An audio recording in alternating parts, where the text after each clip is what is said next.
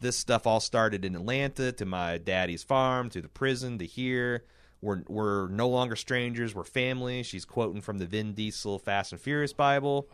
They show Morgan and Carol kind of being at peace finally and sharing a stupa on Alexandria again. I thought that was nice.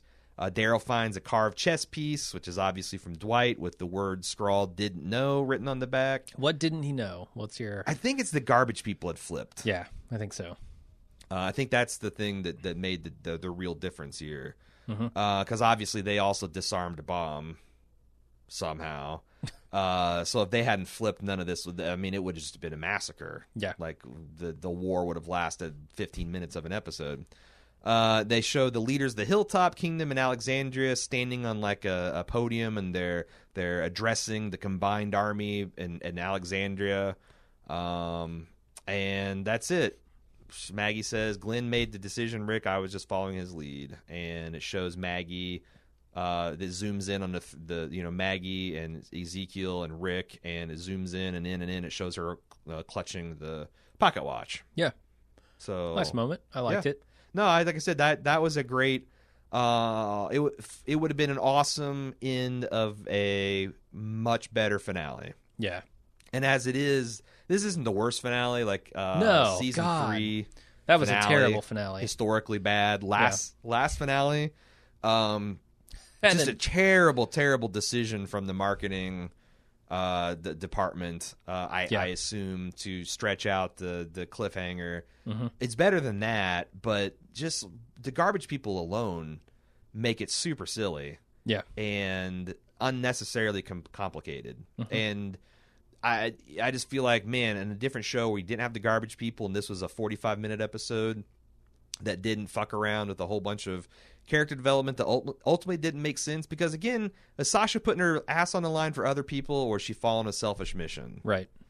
And it's just weird to portray her as having this character-defining moment with Abraham and then betraying it 2 episodes before and then ultimately living up to it this episode. No, it makes it hard for me to feel good about her ultimate sacrifice when she got herself into this situation by being ultimately selfish. Yeah. And it just doesn't work. They have Carol articulate the problem with that approach to Morgan, and they show Morgan as being smart. So I guess the show itself knows that this was a foolish, selfish decision that they're then going to spin into a moment of supreme self-sacrifice, because Sasha is saving the not to put too fine a point on it, but Sasha is throwing her life away to hopefully give the Alexandrians an edge to get out of the situation that she herself put them in. Right.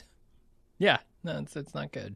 But, it also, I guess they'd be like, well, it did happen anyway because the trash people had turned, and we didn't know that. Well, number one, we didn't know that because this is a stupid show that plots things behind our back and keeps us in the dark about shit. And she couldn't know that. So from her perspective and her point of view, it's still a selfish and stupid action to take. Yeah. So, and she's dead now. She's dead. Sasha's dead. So, and that's the end of the season. That's the end of the season, I guess. man. I don't know. I didn't think this was a particularly great season. I think we're going to have a wrap-up cast next week. Yes. So if you guys are interested in that, I think you should stick around. We're going to talk about kind of the season as a whole in that. I didn't include any of the emails that kind of talk about that stuff this week. I will say, if you want to make the season wrap-up cast, you got to get the emails to us before Thursday morning, because I'm about to go out of town, right? And we're going to record it in advance. So if you want us to consider that, it needs to get in way earlier than it would normally for a season wrap-up podcast. Yeah, so send your feedback to watchingdead@baldmove.com. Speaking of feedback, let's get into it. Yep. Before we get to feedback, I'm going to try to pay the bills with Club Bald Move. You go to club.baldmove.com, you can find out how to join and all the benefits you get. But real brief pitch, you can try it for free, 30 days free trial just by signing up. You get access to all of our premium content, including video versions of the podcasts, extra features like Quip, the show where Jim and I pitch imaginary shows to each other and try to crack each other up. Lunch with Jim and Aaron, the fantastic variety show. We've got the last final episode of Telltale's Michonne playthrough, which, if you're unfamiliar with our work on playthroughs, we try to play adventure games the way no one else does. We try to pick the worst or most asshole-ish option to take in every... We grade our success as how few percentage points of players chose our solutions. So this time... Michonne is entrusted with a house full of children protecting their childhood home. Things will not end well. Things will not when bad guy Michonne takes the stage. Yeah, so, it's glorious. That's out actually right now if you're a club member. And if not, check it out at club.baldmove.com. And not only do you get all these great features, but it's the only way that we can keep bringing you content that presumably you enjoy, such as Game of Thrones and Walking Dead, and coming up, as Jim mentioned earlier, Better Call Saul, Fargo, and The Leftovers. Club.baldmove.com. Thanks. We start off with Joshua H., who says, Negan's reaction to the tiger was awesome. Can't wait for season 8. That is all. Nick J. says, that was crazy. I could have in no way predicted they were going to kill off the character of Negan in tonight's finale. Drained of his ability to intimidate anyone and killed by terribly written jokes. Good night, sweet prince. I mean, really? I thought most of his jokes were pretty good. I thought so too, but it's a good point. I don't think Negan can be taken seriously anymore. Yeah, I mean, he's a paper tiger. Well, now Ezekiel's got the real tiger. He's a paper one. And now it's just army versus army. Yeah. So like all the psychological manipulation is water over the bridge or under the bridge. Yeah. Also, is it worth some of the really shitty CG of this season? Is it worth the poorly composited matte backgrounds of the garbage people? Is it worth the atrocious deer? Is it worth the piss poor Siva in sunlight to get the pretty awesome Siva tackling a dude and ripping his throat out? I don't know if it's worth it. Like, can't you just make it all really good? Or just not do the trash people? There you go. If you can't pull off an effect, like... I didn't need to see Rick up on that trash mountain with just a giant garbage dump stretching out. I could have imagined that. You chose to show me that poorly. Yeah. And you chose to edit it and score it and put it that 5 seconds in the episode. That's true. Like, you could have just not done it. It wasn't vital. I don't understand. So that would have saved even more money for more. Maybe we could have seen 2 guys getting mauled if they didn't do the garbage shot. I think didn't we see 2 guys? I thought she tackled one guy and ripped his throat out. Now, that's right. And then there was another one after that. Yeah. After Negan's like, God damn, the widow's... No, Simon, you taste blazing. That? This is what shit tastes like or whatever. Right, and then another guy gets eaten. Yeah. Mike from Mississippi says, finally, an episode that thrust the plot forward. Though I enjoyed this episode a lot, the fact that it's the last one till October highlights just how much they've spun their wheels this season.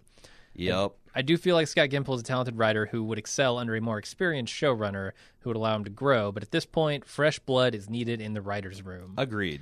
However, since that would have happened by now if it were going to happen, here's instead 3 things the current writing staff could use to help to help the show pick it up a notch. Number 1, a commitment to burning through story. No more spending 16 episodes to get through just a handful of comic book chapter plot points. Obviously, the show would eventually catch up with the source material, but then it would simply need to go in its own direction, which might do it some good. That's one of the things we talked about. They have like 3-4 episodes of material easy right now. They've got filler. It's called The Walking Dead. They can just do that because, again... I'm not following you. What? What I'm saying is, if this is the problem we're talking about, like with people's contracts and stuff. They're not going to have 15 years of Andrew Lincoln, right? No. So why are they storing up all this plot? Do they have some grand plan to continue the plot with completely different characters? At which point, it's not the same plot. So, like, why are they afraid of having this huge, like, maintaining this huge backlog? Like, right. Gotcha. Again, they have filler. It's called It's called Issues of the Walking Dead. Like, there's 100-some issues still to go. Goddamn. Right. Fucking like unleash the storehouse. But it's not about the first 100 episodes. It's about the next 100 episodes, Aaron. You're not going to get it now. You're not going to get it. So Rick and Carl are going to die, and I don't know. Like Enid's going to be. I don't want to get into. She's going to be the new Rick. She's going to be the new Carl. Okay, both. Why not be both? Father and Son and Holy Spirit together. And it's going to be Jadis. It's going to be Jadis and Enid is going to be the new Rick and Carl. Awesome. Number 2, an editor whose specific job it is to clean up dialogue and dumb plot lines. Yes. I think, you appoint someone like that. You know, a 10-year-old boy would be good at that. Yeah, yes. Because Garbage People is dumb. It doesn't make sense. It's stupid. Tiger's awesome. Yeah. Tiger's Dudes awesome. in body armor, awesome. Gunfight's awesome. Gunfight, this is stupid. This girl, why is this girl in the box? Why is my pants fitting funny? I don't understand. Where are the birds? I want more walkers. Yes. Yeah. Yes. Number 3, an editor whose specific job is to point out mind-numbingly dumb things and tell the writers to fix it. Jesus on top of the truck in view of the Savior's snipers, fix it. The governor peering through the scope of a gun with his patched eye, fix it. Maggie not remembering she had a sister, fix it. Yeah. And I'm going to add one here. I'm going to say, number 4, if you have written even a single episode of the Power Rangers, you're banned from the writer's room. Yeah. I'm sorry, you're just banned. Yep. Nothing personal, but we don't want you. Or Timon and Pumbaa. Timon and Pumbaa. Yeah, all that stuff. If you've written, if your previous writing history involves nothing but Saturday afternoon children's shows, you can't write the highest rated drama on television. I don't think that's too much to ask. I don't think so, yeah. All right, Krista D says, hey, Jim and Aaron, I haven't checked out any reviews yet, so I don't know how the episode was received, and I might be in the minority here, but I thought the episode was okay at best. I have a lot of bones to pick with a lot of things, but to keep it short, what on earth was the point of all that setup with Gregory and Simon if they were just going to see Maggie at Alexandria, and it was just going to be the trash people that informed Negan and the Saviors about Rick's plan? I think we kind of talked a little bit about this in the main cast. I mean, I'm assuming that this is kind of like Heath, that it's going to come around eventually. Because remember, Heath has got this, PPP white card mystery going. Right, he's out there. Yeah. Somewhere. Yeah. He's on the new rebooted Jack Bauerless 24. That's where he's. That's what that was all about. Yeah. Were they just like, okay, we're not going to need you for 3 seasons. Go do your 24 thing. I can't even imagine. But you're still on contract. Up. And that's the thing that's really crazy. It's like you're obsessively dropping hints for this thing, and I don't know where he is or what he's doing, but I probably won't care when he comes back. She also says, P.S. Maybe I'm in the minority again, but I felt nothing when Sasha died. Yeah, I can see that. Craig P. Is this good? I mean, Jadis equals Judas? One fucking letter? Is this deep and meaningful to people? Is the nonsense shootout at the end anything but a joke to anyone watching? I ask because there is absolutely zero chance people are enjoying this show as a serious drama and not just schlock. That's not true. There are a lot of people that apparently that's the same. I think if this is the only kind of quote unquote golden age television show you watched, you could be forgiven for being blown away. Because, again, it's like you're seeing a paint by numbers show and you don't know that's being painted by numbers. Yeah, I mean, this strikes me much more as a soap opera than a late stage golden age type of show. Yeah. They use a lot of the same tricks that soap operas do with characters coming back out of nowhere and secret motivations and all these things that don't engage you on. They just engage you on the surprise of the week style engagement, but they don't engage you on this more meaningful level that a lot of dramas have lately. Yeah, I don't know. I've never watched soap operas, but I think wrestling does a better job at developing characters and having long running plots and organic things happen. Yeah, and they do it. And they have to do it year round. They never get to. They don't have to just do it 16 weeks out of the year. Right. Texas Sandman says, wow, what a fun episode. Even with some of the more facepalm-inducing moments, I found myself engaged through at least 90% of the episode. I can't believe I didn't think about Sasha becoming a walker in the coffin, but that may have just been because until she popped out, I kept thinking to myself, is she really just going to be dead in there? How the hell is that going to change anything in this clusterfuck of a situation? Yeah, I totally agree with that email. Even though I've given this episode a lot of shit, I was engaged and in kind of well, how... Okay. How are they going to not fuck this up? And they didn't fuck it up in the way I thought they would. Everything kind of tracked. It's just the contrivance they had to get to where the Rube Goldberg plan actually worked and and it still relied on 3 grown ass adults not being able to cover a 15-year-old with a pistol. Yeah. And, like, because that, I don't know, there's just been so many different ways they could have staged this better and been more believable, and they just didn't care.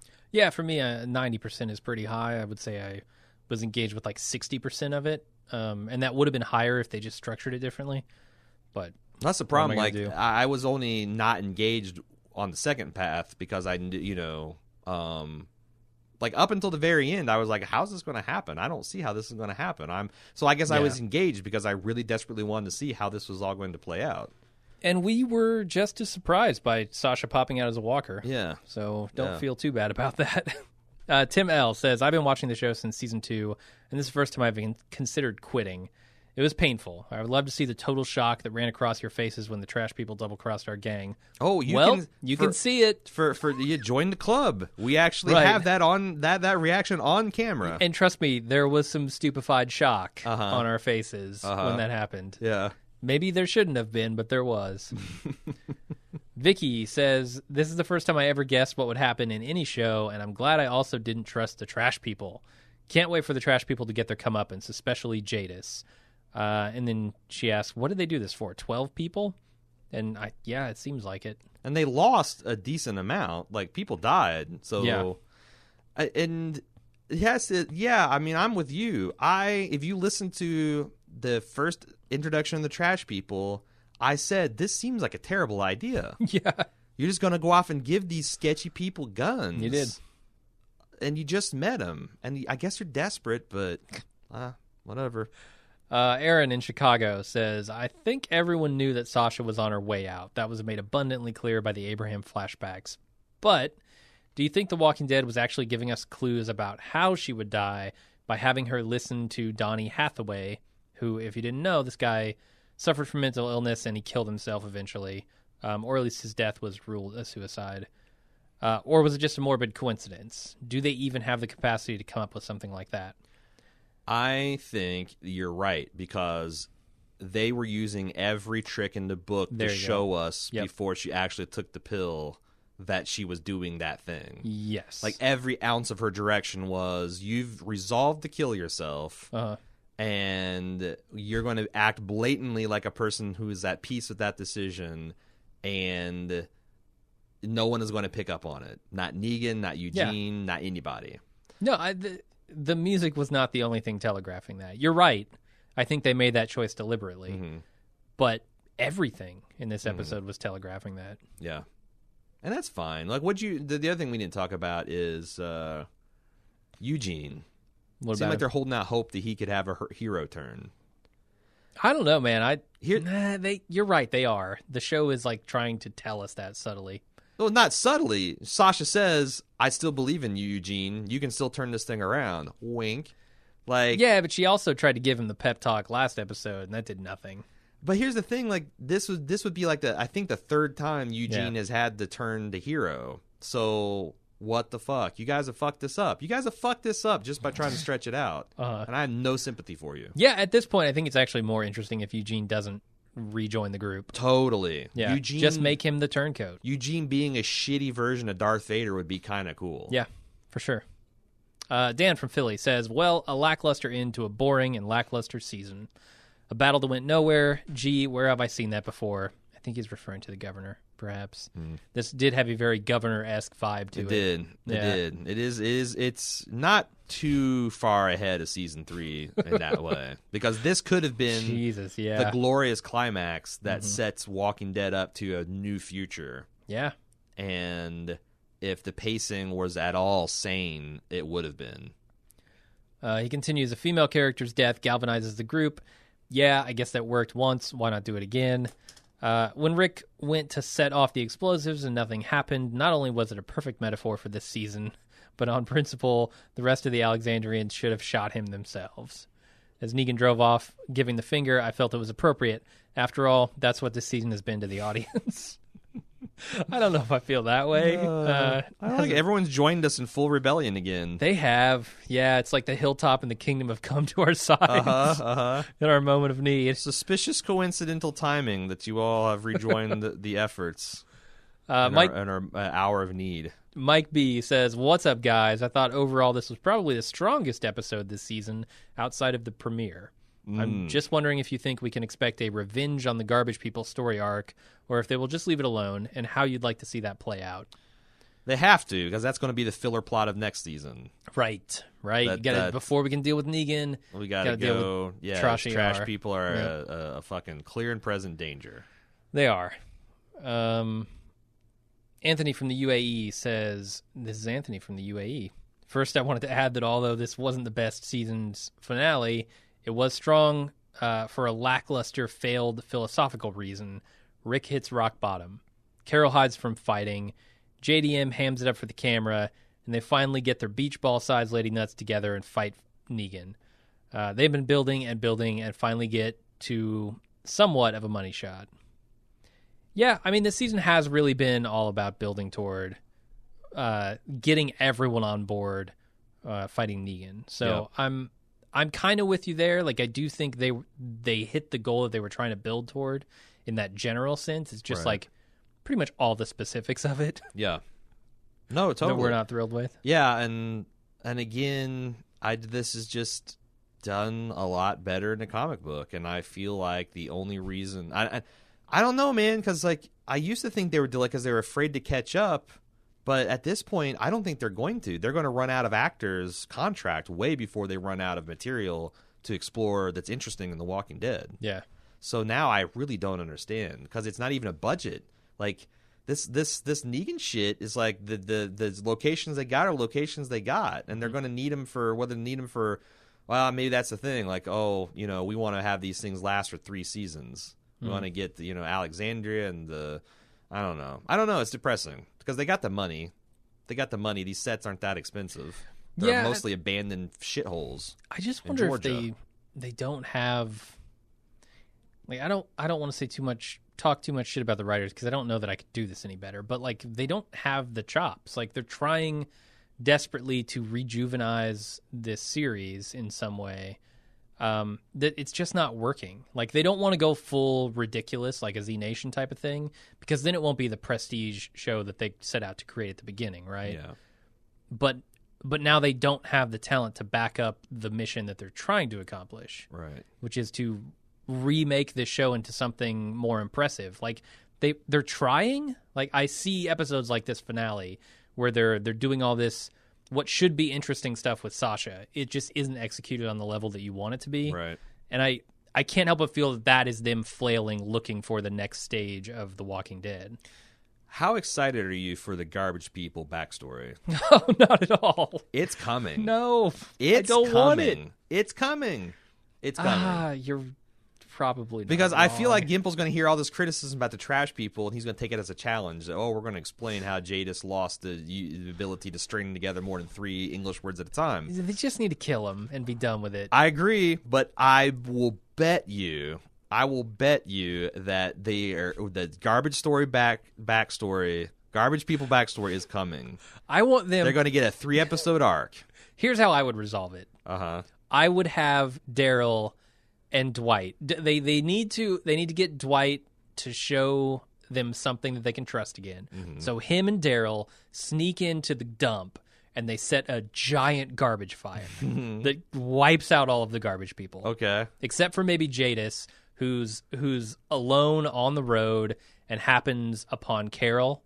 And Carol just does the most despicable things to her. I think Rick's people should get an array of trebuchets on the outside of the junkyard, set literal dumpsters on fire, and fling dumpster fires on fire at the trash people to take them out. Perfect. Let's see it. And there'll be a Glenn hiding under everyone. Episode 801. I want it. Jason W. says, just finished watching the series finale of Grimm, and he says, judge away. Some spoilery stuff happened that I'm not going to mention, which got him thinking, if you could bring back one dead character to help fight the Negan army, who would it be and why? And he says his choice is Shane. But Glenn, Abraham, Merle, and Andrea would also be considered. Robert Kirkman himself said one of his biggest regrets about this plot line is that he killed Abraham off right before the All Out. You killed the only professional soldier off in the group right before you began a plot line called All Out War. Yes, that's the incredible thing. Okay. Yeah. So, of all the things to change, the thing that you quote as your biggest mistake is not going to be the thing you change. But it's so weird because, like, in the comic, he dies like Denise does with the random crossbow from Dwight. Huh. Okay. So, like, when that didn't happen, we're like, oh, well, it's going to be actually kind of cool to see Abraham. And then Glenn gets beat to death like the comic, but then Abraham does too. And I'm like, who the fuck is steering this ship, man? I don't. That makes no sense. Too many captains. Like, it's remix for remix sake. Yeah. And that's the other thing. I don't think they understand the point of the remix because, like, everything in broad strokes goes down about how they do in the comic. It's just that the minor details are shifted around. Yeah. Is that really preserving surprise for anybody?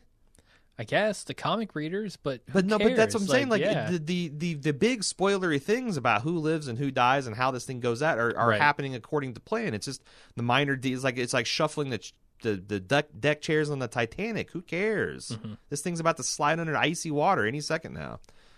Yeah, I actually think Shane might be a little too gung-ho. He might be like a Rosita. The problem is he does something foolish. You can't take season 2 Shane, who's clearly on a very dark trajectory. Yeah. Who would probably be a supervillain in the world of today, and just pull him right into season 7 The Walking Dead. You'd have to. It would be essentially Negan fighting himself. Yeah, I don't think that would go too well. My choice was actually going to be Martinez. Because I feel like he died too young. Like, the governor just took him out. And I think he would have been like a Daryl number 2. He could have been a decent leader because it doesn't seem like he was as fucking nuts. Or at least like a competent killer and a competent soldier. Yeah. I don't know. He seemed like he had a pretty level head. Like a second tamer version of Daryl would be useful right now. But I don't know. Monica from DC says, I knew Sasha was gone from the first scene of last night's episode. This show really knows how to take the element of surprise out of the show. If they would have shown me more of Sasha and Abraham's backstory of them living together and their day-to-day life before last night, I would feel they were truly in love with each other and not just banging each other. That being said, I did enjoy Sasha's story. Sasha's interactions with Negan worked, and her realization that she could not kill Negan herself and that she had to take her own life to help save her people. The song they used, she's talking about this Donny Hathaway thing, is Someday We'll Be Free. It has so much symbolism in the fact that Donny Hathaway committed suicide in the late 70s, and the song was written for him by a songwriter trying to ease Donny's mental anguish. That song is beautifully written, and Donny Hathaway has the voice of an angel. Mental illness is a serious condition, and I am no way trying to minimize this condition by comparing it to Sasha's plight. By Sasha listening to that song and her flashbacks of Abraham and Maggie helping to ease her pain and finding peace with leaving. This is some fragmented sentences here, but I'm going to keep going. Jumping out of that coffin as a walker and trying to bite Negan was extremely badass. Even in death, she will still be helping the group. I loved it. Yeah, I mean, like I said, that there are a lot of elements in this particular finale that I thought were particularly well done if you just judge them in isolation. Okay. It's just like, when you start asking a question of how do we get here? Why did the character do this? Mm-hmm. If the character was believing this all along, then why did they do this thing? That's where it starts falling apart for me. And that's admittedly the hard part of writing episodic television, serialized television, is that you have to have, you can't see this as like just an hour here, an hour there. Everything has to contribute to the whole, and nothing. The best shows don't have any wasted time. Like, even slow-paced episodes you appreciate later to see, oh my God, they set all these things in motion so they can bash into each other interestingly for the finale. Walking Dead just cheats. Yeah. They just fucking twiddle their thumbs until they need something to happen, and then they just force it.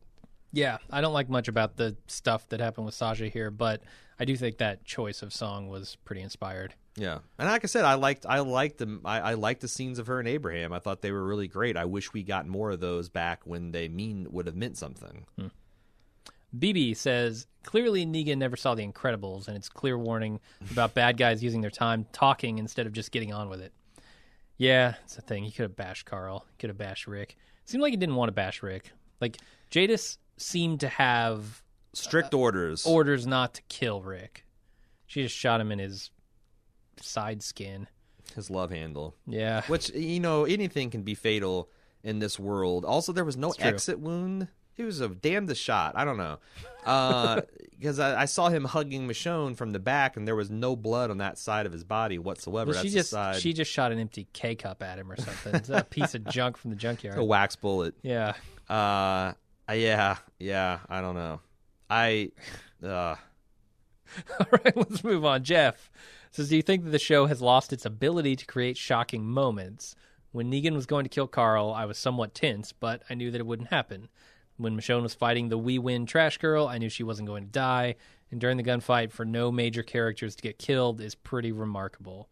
This show doesn't give me the same thrills that it once did, such as killing off Lori in Season 3 in the 4th episode. I used to have a feeling that anyone could die similar to Game of Thrones, but it seems like the show is almost scared to kill off anyone meaningful. If Sasha counted as a grade A character death, and a predictable death at that, then I don't know if this show will ever shock or thrill its viewers again. Well, Sasha, I feel like the only reason it wasn't more shocking is because literally the whole episode told us what was going to happen with her. Yeah. And also, it seemed like they were laying that. I was getting real strong she's going to die vibes even the episode before. Mm-hmm. But I think she's definitely qualifies as a major character. I think so, yeah. But I take his point, too. Nobody in that gunfight died. No major characters in that gunfight died. Honestly, I felt like... And I also don't agree because I was mildly afraid that Rick or Carl or Michonne could die for real. Oh yeah, because I just don't. How long can they keep Andrew Lincoln? And we've seen these things about Carl or Chandler Riggs is out of contract now. So I thought it would have been a pretty good storytelling choice to have Rick pay a price. Yes, to ultimately win the day, but fucking shit has consequences, Sasha and Rosita, mm-hmm. and but then that can start the guilt cycle all over again, and kind of who cares, because that point was made with Daryl, right? And now it's like we're giving Rosita his plot again, and it's just fucking this emotional treadmill with these characters. Yeah, which is all just a symptom of them padding this thing out, right? Yeah, instead of barreling ahead full steam. Right. Because when you're treading water, you have to tread water not just on the action, but also on the character beats. And that's a problem. I just feel like a lot of stuff they're doing with Sasha and Rosita, they explored with Carol and Morgan. Let me finally get it right. And it's really egregious when you've got two parallel storylines taking place at two locations with 4 different characters in 2 different locations in the show. Uh-huh. And I don't know, one zigging, the other zagging. It's just a mess. It's a mess. Yeah. I'm liking this episode less the more I think about it. Speaking of messes, Jeremy from Bethlehem, Pennsylvania wants to say, has a question. Are you guys at all disappointed that nothing came of the herd we saw in the premiere of 709? I distinctly remember Rick making it a point to keep the herd on the highway, as they might need to use them against the saviors. And while I do enjoy the action in the show, I feel like we're not getting as much zombie action as we used to, and now that herd seems more like an empty promise. What are your thoughts? Yeah, that's why we forgot that zombies, or that Sasha could turn into a zombie, because she's literally the only zombie in this episode. Yeah. That herd will come back. I would hope. I mean, it might. It might come back. Episode, but yeah, it's a little shitty that it didn't. The end of this episode, started the war. Begun these Clone Wars have now. Uh-huh. So by Star Wars standards, we will rejoin at season 8, and the war will be over. The last shot will be fired. Uh-huh. And there'll be an animated series on the Cartoon Network to fill us in on the gaps. Right. Man, I don't know, but that's the thing. They've got plans. They got plans for that herd. That there's an instance of them planning more than 8 episodes ahead, because that's going to come back planning out around. Of season. It's really weird to me. Sure. I would, if I were writing a show, mm-hmm. I would try to do very similar to the way Breaking Bad did it, which is you have overarching themes for the show, and you have this general plot for the whole thing, but each season is like a self-contained packet. Yep. Sort of. You things that are set up at the beginning of the season are usually knocked down by the end of the season. Yeah. And this one is bleeding from the half season into the next season. Yeah. And I don't know. I guess maybe when you're on a 6-month cycle or whatever this show is on, 8 episodes every 6 months, mm-hmm. does that work better? I mean, if you treat this as one continuous, like, it feels very soap opera-y, doesn't it? Like, this show never goes off the air. And it's weird, the stuff that they do sweat. Like, they're clearly putting Heath, they're clearly putting the zombie horde on ice to be used later. They're clearly putting Gregory and whatever he told Simon and his mission. That's going to be significant later. But the other stuff that they don't like bother to develop and build, I don't know. Yeah, but I don't know. I think it's a little shitty. Yeah, the breadcrumbs they are leaving are curious because it doesn't seem like it's the most interesting things that they could be doing. Yeah. Nola B says Carol has been separated from the group for an entire year, and she finally stages her triumphant return, only to be noticed by no one. Instead of a reunion with Rick or Daryl seeing her reclaim her badass after their last meeting, we have a scene with her and Morgan, the same guy she has had scenes with all season. Why no reaction from the Alexandrians about Carol's return? What a waste of a powerful payoff that could have been. Well, they did have her and Morgan, which I thought was the ultimate into the arc, which... Right, but they haven't... That's kind of a whimper, right? The Alexandrians haven't seen her in... Would Daryl be happy to see her? Because here's the thing. I mean, it's complicated with Daryl and Carol. She seems pretty nonchalant about all this when she was hanging on to her sanity. So is this like she really wasn't about to go nuts if she killed one more person? Was she underestimating her own strength?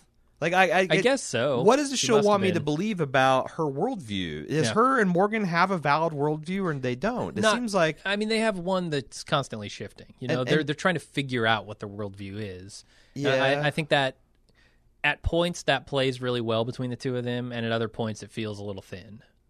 But the other thing is like real mental illness and post-traumatic stress and is not stuff you can just shake off. Right. And I feel like that they're particular, Ezekiel steps to him and be like, thou ist screwing thy life up royally. And Morgan's like, you're right, you got me.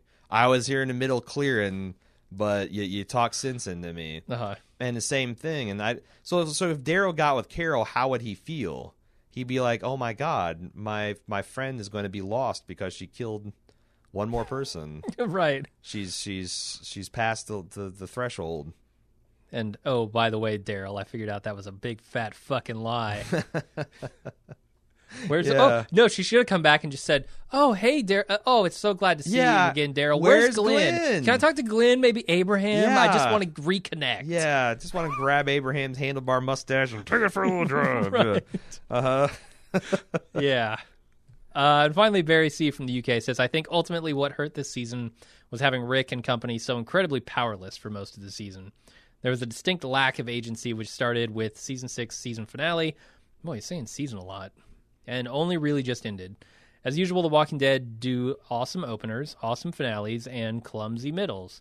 But fuck it, the tiger part was really fun, and I left my brain at home and enjoyed it once we got past the Abraham flashbacks. Once again, somehow, I'm all in on next season. Yeah, that funny. Seems to be the theme of The Walking Dead. Because doing this podcast made me less excited because after I had a good time watching last night's episode, and it was funny and it was moving in places and just like, okay, well, but I have to fucking take notes on this show, and it crumbles, man. It crumbles. Yeah, you gotta dissect it. Yep. So, I don't know. I guess like... it'd be interesting if we had like I guess the Live Watch chronicles our genuine like first thoughts. If we were just checked our brain off as fans, that's our reaction to it.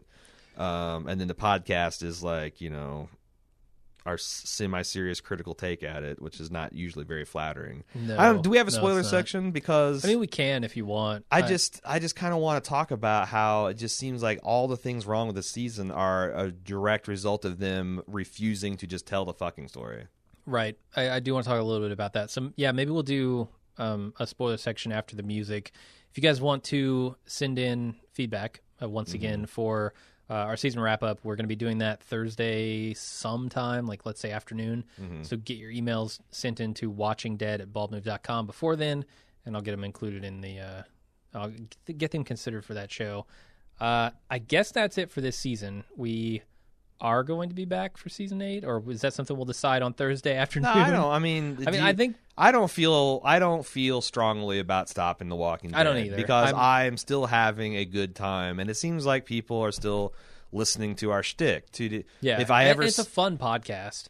And I'm telling you, like, I just sounds unnecessarily advertising, but I feel like the live watches this season have been strong. Yeah.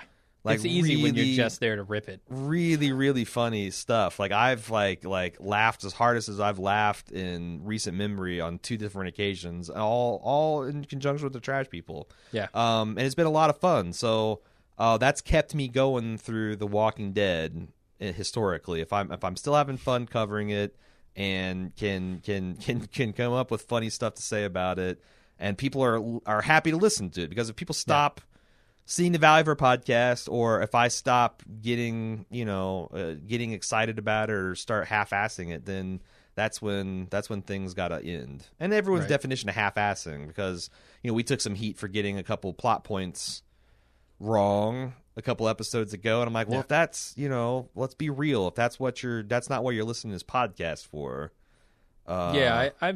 I'm starting to view this podcast more as just entertainment. Yeah. As opposed to analysis. Yeah. Because, we've done our analysis on The Walking Dead. Verdict is it's not great. Yeah, and you start repeating yourself. So, like, in fact, maybe next season we'll come up with some ways to make it even more fun. More fun? Yeah. We've talked about some ideas and stuff we'd have to do to make it a little bit more creative and more fun. Yeah. Because every season it seems less and less likely that this is just going to flip on and become the show that it could be. Mm-hmm. And that's the thing. Like, I've mourned for the show. Like, I've said it before. This show could be the zombie version of Game of Thrones, where it's getting Emmy nominations. It's not just having Reddit fans bitching about why doesn't Andrew Lincoln ever. No, you're actually, it's standing toe to toe with the other serious dramas. And yes, it's got dragons and magic, but it's still fucking getting Emmys because it's awesome. Yeah. Walking Dead could be like that. Oh, well, of course, yes, it's got zombies and guys with baseball bats and barbed wire, but God damn, it's so good. It's just not that show, and I don't think it's ever going to be. Yeah. And until they switch showrunners and rehaul the writers' room, I think that day is coming. Though, you think so? This show's if losing. The ratings continue to the drop? Audience continues to erode. I don't think they can keep getting Andrew Lincoln and Norman Reedus and etc. keep coming back. Like, this show is either going to have to adapt or die. Yeah, it just all shows do.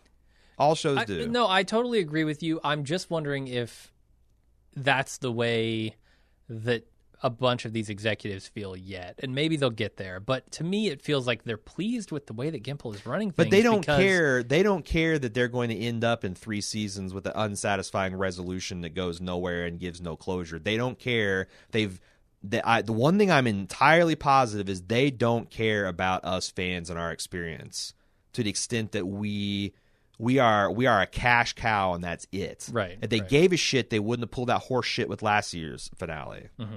That was a naked capitalist move that short term got them the highest ratings they'd have in 3 seasons, but also cratered it on the backside because people were like, fuck it, I'm out. Yeah. So, yeah, until there's a big creative shakeup, and I don't see them doing a big creative shakeup until the ratings continue to erode. Right. That's the thing that scares me is, I mean, we had a lot of shakeup at the beginning of this series, right? Darabont's out. Yeah. Mazzara's out. Now Gimple's been at the reins for quite a few seasons. Mm-hmm. So I don't think he's hit a ceiling. If you think so? Yeah. Oh, yeah. I think that, yeah. Like, creatively, or as far as, like, the executives being fed up with the way the show's going? Well, I mean, because I feel like they're still on board with him. There's still room for me to say if Gimple had a different show with a different, creative mission and a different budget, then I don't know, maybe he could do something. But with these showrunners, because he's also, this is I've heard that this is kind of a 3-headed monster with Nicotero and Kirkman, right? But with this writer's room and this budget and this approach that the creator and the executive producers are enforcing, maybe he is. But I do think you're right. Like, I do wonder.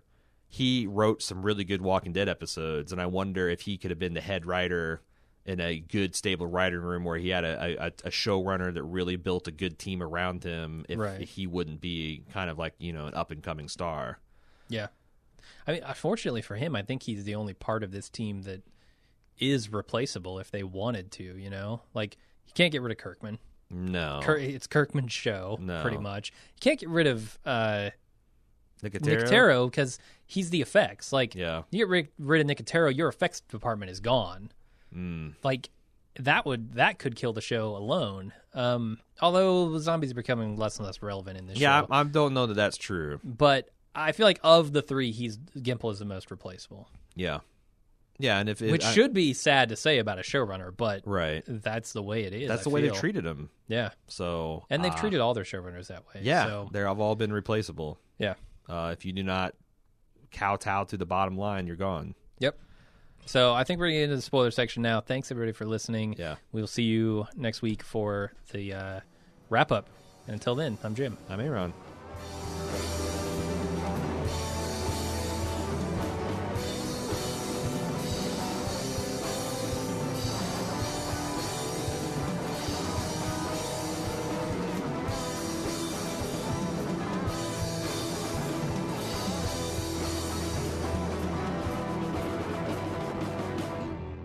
And we're back with the spoiler section. I got just a couple of things that I want to talk about.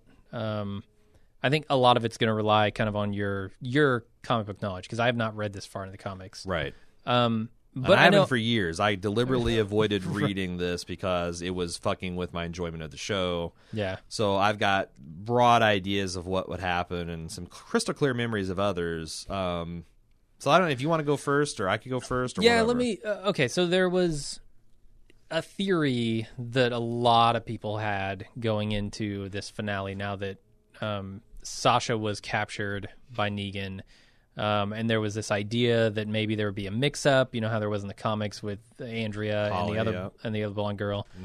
Mm-hmm. They avoided that, and I'm glad. I think it would have been a shitstorm. It would have been ridiculous. Do you want to just talk about like how you think they did with that, avoiding that? Like, because it clearly changed that scene quite a bit, right? Well, they just avoided it. I mean, because the scene where Andrea's up in a bell tower and Rick thinks she's get thrown off, like that happens exactly like it is in the comic books. Oh, okay. So they preserved that aspect, which I thought was pretty good. They just dispensed, like, well, I mean, they had the good...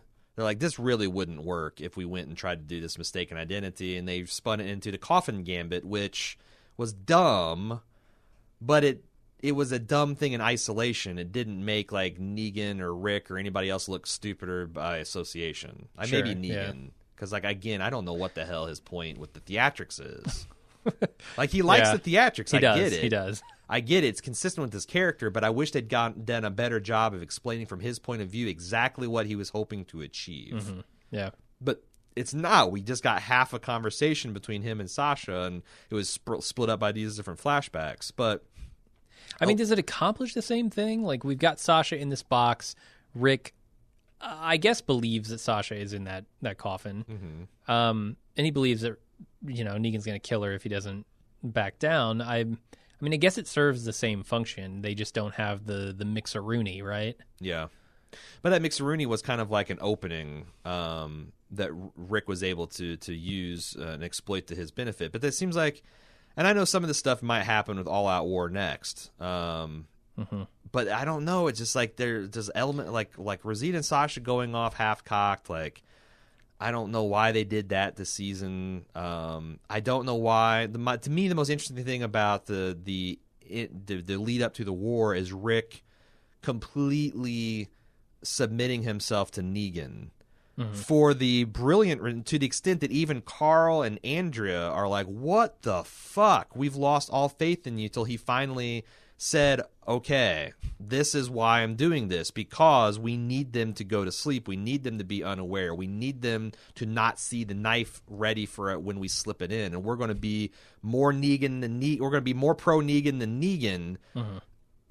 To play this as a political gambit. And that is completely absent from the show. Yeah. Rick has been one note, threat, bluster, stink eye, shit face every single time Negan's around, to the point that it makes it seem Negan looks stupid for taking his side. Mm-hmm. When like Spencer steps up. Yeah. Like in the comic book that made sense because Rick was his boy. Mm-hmm.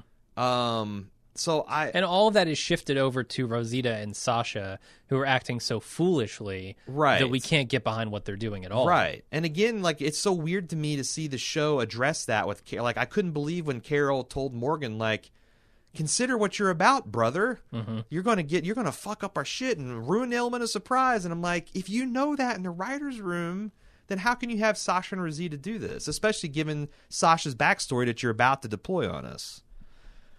And also, it's almost like the writers have the hang up of knowing what the comics were getting at. And like, if you're a writer and it's just part of your canon that Rick is actually working behind the scenes against Negan, then maybe that just gets stuck in your head and you don't feel like you have to explain it quite as much. And in fact, they didn't explain it at all. I don't think they. I don't really think that's true. I think if anything, they seem like they have a mission statement of let's not tell the story exactly how it goes down in the comics. I get where you're coming from. That seems like a prime directive for them. Like, we want to, even when the scenario is exactly the same, the cast of characters have to be in completely different places because that's what we need to do to either make it interesting for us. That's what Kirkman wants to do. Mm-hmm. That's what the executives want to do, because if we tell the story straight up, it moves too fast.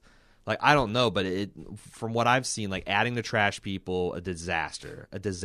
Yeah. There's lots of weirdo characters in The Walking Dead, but like, you know, like I started stopping reading during the Whisperers, which I thought was, you know, like from what I've heard, that seems like a very extreme culture as well. Mm-hmm. But like, I just don't know, because they're hitting us between like the all women Oceanside and the trash people and like all these like weird, again, they seem like weird Planet of the Weeks from a Next Generation episode. It's going to, like, when they finally get around to telling the Whisperers, they'll just be, we've had the Wolves on top of that and the Claimers. And some of them, like, I thought the Claimers was a pretty solid post-apocalyptic concept of a group with a weird ethics and morals. Yeah. But everything else has been, I think, a misstep. The Terminites, I thought, were kind of stupid too. And I just feel like by the time they get to like something like the Whisperers, people are going to be weird post-apocalyptic cult fatigue, you know? Yeah, I mean, I'm already there with the trash people. That's just... But that's the thing, like they've taken a plot and just diluted the shit out of it, but it's still hitting all the same beats. I don't know. I'm assuming that the war will be concluded next half season. But yeah, I hope so. Because it's so funny, because I can't remember who did it, but someone sent like a season and a half ago, here's how I think the next 3 seasons will go with the all-out war. And I'm like, oh, Jesus, surely not. That will be way too stretched out. But if anything, it was ambitious. Right. Yeah. Yeah, I mean, it should be pedal to the metal from here, right? Yes, it should. It should. They've set it up for that. Like, even in the comic book, Kirkman, aware of how impatient people would be during this pulse-pounding section of The Walking Dead, did 2 episodes a month, 2 issues a month for the duration of All Out War. Yeah. If they fucking hit the brakes, they already have to, because again, the garbage people are going to have to be dealt with, and I bet we get backstory for them. Yeah. We've got Gregory out there. And Gregory's out there, and Heath is still out there, and you know, and they're going to take this opportunity to revisit some of those things. Right. And I just don't know. Again, one of the things I'm interested in exploring in the wrap-up podcast is how many seasons do we think we're going to get out of Andy Lincoln and Norman Reedus, and how is that going to impact the show? Because, you know, this fantasy that you're going to get the same cast for 20 years worth of material is not going to happen. So I'm guessing that they have a way to deal with that transition, but it's not the show that I signed up. Like, I guess that's where I'm really going to question why I'm watching the show. If there's no Rick, if there's no Daryl, if there's no Carl, why am I still watching this show? That's kind of the only thing that still gets me out of bed is the relationship that the original characters have together. Yeah, and they still do have this good chemistry, and that's it. But that's it. That's what's making me watch the show. Yeah. You have any other spoilery type stuff you want to talk about? I kind of hit all the ones where the things that I thought that the comic book did well, they're not even in the plot, and it's going to be so weird because I wonder how people are going to react. I mean, it seems pretty clear that Negan's going to get captured and they're going to put him in Morgan's prison. Mm-hmm. But Rick has said so many times, I'm going to kill you, I'm going to kill you, I'm going to kill you, I'm going to kill you all. I wonder if there's going to be a sizable contingent of fans that see that as a bullshit move. It'll be Morgan will step in with his bow staff. He'll Rick will be going for the killing blow. He'll step in. He'll knock the gun out of his hand and say, "No, Rick, we don't have to kill." Yeah. Yeah, I don't know. I mean, I hope not. That return to morgalizing. Yeah, I hope not. I hope it comes from Rick, but I don't know how it's going to happen. I don't know how it's going to happen. Who knows? Okay, well, I think that's it for season 7. Like I said, we'll be back next week with a wrap up, but that'll be it. Thanks everybody for listening. We will see you next time. All right, see ya. Here's a sneak preview for the Quip that's dropping this Wednesday. The dead middle. Okay. Picturing the Human Centipede style. So that's the first thing I thought, because I haven't seen a Human Centipede, but I've heard a lot about it. And it's my understanding that in the first one, it ends where you got 3 people in the Human Centipede. You got the head, you got the middle, and you got the ass. And the middle is the one that survived, and then somehow the person that created them dies. So the implication is this woman is just stitched to these dead bodies, and she's eventually going to succumb to some kind of septic shock or whatever. Yeah, I've seen it. I don't remember. Is there? But what if the middle died first? Like, that's a real bummer for the other 2, right? Like. Oh. Now I got to drag this dead middle around by my mouth or my ass. I feel like that's the most workable one, because you could actually... Definitely, but it's still a bummer. the whole situation's a bummer. I guess you're right. So the dead middle implies that the reverse happens. The middle part of the centipede is dead. It's dying middle out. Yeah. What kind of wacky adventures do they have? What, are they like trying to interact normally in society? Because here's the thing. The end is just going to die. Yeah, the end's there's no way for him to get nutrients, right, such as they are. Right. And I would argue the same is mostly true for the middle as well. Well, the middle's already dead. Well, see, here's the problem. Okay, so when you're in the front, you can eat, right? You can eat. You're essentially fine. You've got a weird. You're fine. You're just shit in somebody's mouth. Yeah, you've got a weird kind of colostomy bag attached to you. Right, human colostomy bag. Yep. If you're the back, you could ostensibly take some kind of nutrient-rich enema, yeah? Maybe get some of your nutrients that way. Rectal feeding? Right, but if you're in the middle, you're stuck. You're just done. You're the dead middle. Yeah. I mean, I argue it's the worst place to be. Oh. In the Human Centipede. I would think so. Like, pole position's the best. Uh-huh. If you have to be in a... I agree. If you have to be in Human Centipede, being the head is the best. Right. I don't know, because, like, why do you think the back is? Because you've at least got some freedom to wiggle around? Well, and you could potentially survive. I don't know. I mean, eating shit all day is not going to be good for you. Yeah, and I don't even know. Like, that's the whole thing. Like, that just doesn't seem possible from a biological I mean, obviously, this guy making the Human Centipede's insane, I imagine. I haven't seen the movie. But, like, how would he think that would possibly work? He doesn't. You can't he take does, but you can't take waste product from someone. I mean, like, shit doesn't have any nutritional value, does it? I wouldn't think so. I mean, it's been extracted already. You can burn it, though, which implies it still has some kind of energy, because that's essentially what a calorie is, the heat energy you get from burning a given quantity of it. That's how they measure it. But the nutrients, right? It doesn't have, like, the stuff that humans need to survive. Like, maybe, plants can grow in it and that type of stuff. It has nitrogen for them or whatever. But as human beings, we've already taken... It's what plants need. It's what plants crave. So, yeah, I think the middle's the worst. The middle's the worst. Right. At least, like, I don't know. I mean, you can't drown your sorrows, that's for sure. Is this like an Odd Couple thing where you've got, like, the Human Centipede sitting on the couch and it's the dead middle that they're both... I mean, one guy can articulate. The one on the end is just going to be... Well, what if you put Ace Ventura on the back end? Oh, my God. He's talking out his ass? Yeah. Then they could communicate. I'm picturing a really good animated series. If you keep this up for multiple generations, maybe evolution takes the course. And, it's just one organism. organism. A primitive larynx that evolves from the rectum. So they can force air through that and have, like, very short conversations. And the dead middle just becomes a pass-through. Like, this is a new type of organism. Mm-hmm. That's not how evolution or biology or reproduction works, but the fucking movie doesn't understand that, so why not? Right. I like the dead middle. The other thing it could be is just a person's just dead inside. Yeah. It's the Jim Jones story. Uh-huh. Like from the heart to the stomach, nothing. This is just nothing. Dead. Nothing. It's like one of those trees that blow over in the wind. You like look inside, it's just pulp and mush.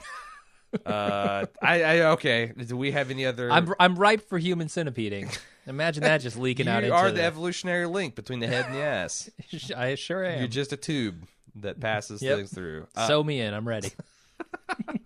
Okay. Do we have any other intellectual, stimulating thing to inject into this? Okay. Hope you enjoyed that sneak peek of the club-only quip that's dropping this week. Head over to club.baldmove.com to hear the rest.